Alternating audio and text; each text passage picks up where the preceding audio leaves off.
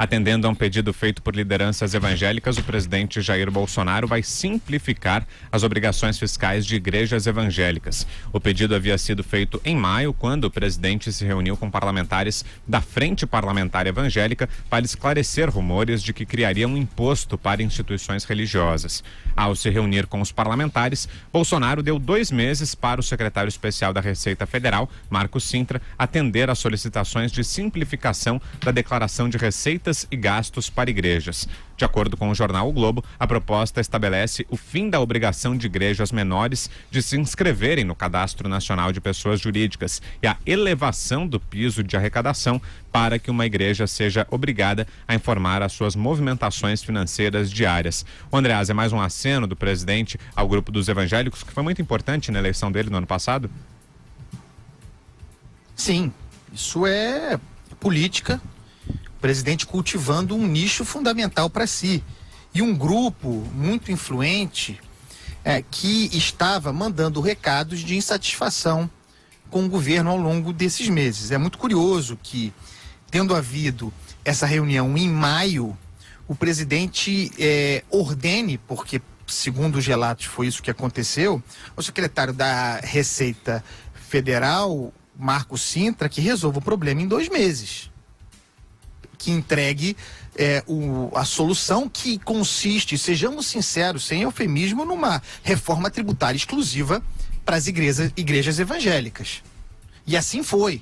Segundo a reportagem do Globo, Marco Cintra teria pedido 2 anos para o presidente. Talvez um excesso, mas que, sem dúvida, mostra a complexidade desse tipo de operação, lembrando que o governo, nesse momento, trabalha num projeto de reforma da Previdência que deveria contemplar toda a sociedade e que não consegue andar.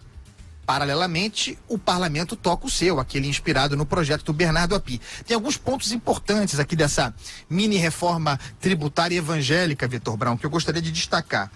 Primeiro, o levantamento dos débitos com a Fazenda Nacional e com o FGTS das igrejas evangélicas. Cerca de R$1 bilhão no total. Só as 5 principais igrejas evangélicas devem 700 milhões. Isso exclusivamente a Fazenda Nacional e o FGTS. Dívidas com a Receita Federal, adicionais a isso, são da ordem de 450 milhões. É uma fortuna. É uma fortuna de dívida das igrejas evangélicas, e o governo propõe um pacote aí de solução para agradar esses grupos, faz política, mas também precisa ter responsabilidade com essas dívidas, né? A gente critica muito quando esse tipo de negociação é feito com outros setores. Temos que criticar também especificamente aqui e esperar clareza, transparência e estudo. Tem um ponto aí, você fez referência a ele, que esse sim me parece especialmente estranho, obtuso. Qual seja, elevação do piso de arrecadação para que uma igreja seja obrigada a informar suas movimentações financeiras diárias. O piso era de 1,2 milhão e foi elevado, como você disse, para 4,8 milhões. Só a partir desse valor de arrecadação, portanto, as igrejas seriam obrigadas a informar suas movimentações financeiras diárias. Para que isso? No momento em que a gente espera clareza, transparência, em que é tão importante ter visibilidade sobre a operação financeira, em que tanto se fala sobre COAF, etc e tal, por que elevar esse piso do obscuro? Não é bom, não cheira bem. Você também acha problemática, Alexandre, essa decisão do presidente Bolsonaro e do governo de simplificar impostos para igrejas evangélicas? Não acho não. O ponto é o seguinte, quer dizer, eu acho que tem 2 discussões aí. Tem uma discussão pontual, que é realmente esse setor, que é quase 25% da população brasileira, é um grupo que realmente votou com o presidente Bolsonaro, na sua maior parte, como já tinha votado nas 2 eleições do Lula. Isso é interessante destacar. Os evangélicos votaram, muitos deles, no Lula, nas duas eleições que o Lula venceu, mas eles foram se distanciando do petismo na época da Dilma Rousseff. A Dilma Rousseff, ela abraçou muito a agenda identitária, a coisa da ideologia de gênero. Tem uma série de pontos que são, para muitos evangélicos, são pontos inegociáveis, e aí começou a haver um distanciamento.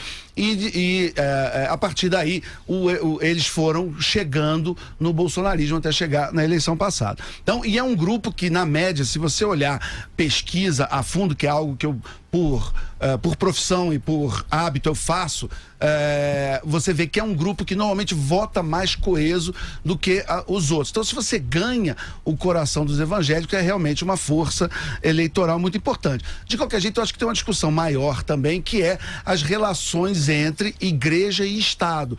E aí, para mim, na minha visão, quanto menos imposto, melhor.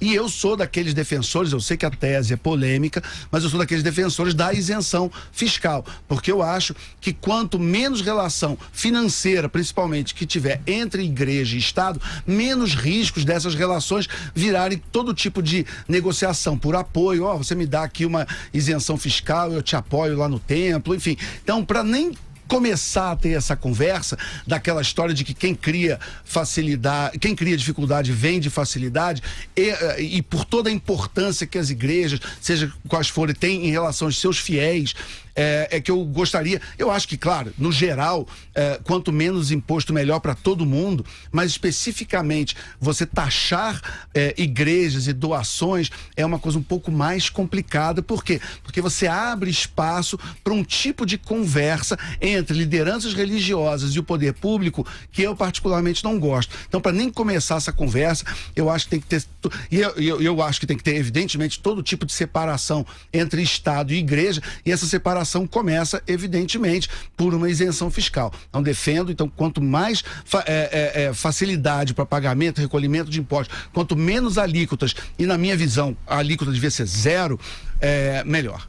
Esse ponto que o Alexandre tocou é importante, né, Bruno? Porque vai em linha com aquilo que o governo dizia durante a campanha, aquela promessa de reduzir a presença do Estado. De alguma maneira, essa proposta vai em linha com isso, né? Exatamente. Tem uma grande frase do Dr. Samuel Johnson, grande intelectual inglês, que ele dizia que só há duas certezas na vida: a morte e os impostos. No caso do Brasil, a gente tem essa carga tributária enorme, além de, enfim, todo tipo de intervenção por parte, né, do Estado brasileiro, que faz com que o Estado brasileiro seja o grande sócio da sua empresa, ou se você não tem empresa, o grande sócio da sua vida, porque o governo, até a cerveja que você toma, 60% dela você paga em tributos. Mas tem um ponto interessante dessa matéria, uma matéria específica saiu no Globo, né, cujo título é "Bolsonaro atende a pedido de evangélicos e afrouxará obrigações fiscais de igrejas". É uma frase de um participante da reunião com o presidente Bolsonaro, que é o Ottoni de Paula, diz que o seguinte, a frase dele: "Nosso objetivo não é aliviar obrigações trabalhistas ou previdenciárias. Queremos corrigir restrições que atingem as igrejas".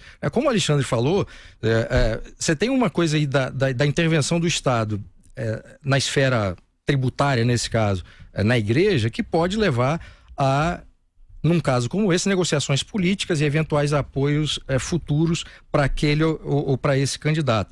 Agora, o que a gente deve separar, assim, é a atividade da igreja e a atividade comercial da igreja, porque tem muitas igrejas que têm o seu papel evangelizador, mas também tem todo um negócio que corre paralelamente à atividade evangelizadora dessa igreja, uma atividade comercial, com livros, com DVDs, com discos, CDs, etc. e tal. Então, nesse caso dessa atividade comercial, como todo mundo também sofre essa intervenção do governo de várias formas, aí tem que ser tratado a missão evangelizadora da igreja com essa atividade comercial. Deve-se separar essas duas coisas. Mas como a Deus falou, o que é de Deus, a César o que é de César, não é isso? Pois é. Agora, a discussão que a gente deve ter sempre é qual é a origem desse problema, né? O tipo de Estado que nós temos, que ainda é o Estado varguista e que é muito intervencionista em todas as áreas, tanto a área fiscal, tributária, a área de normas. Isso a gente tem que estar discutindo o tempo todo para pressionar por mudanças.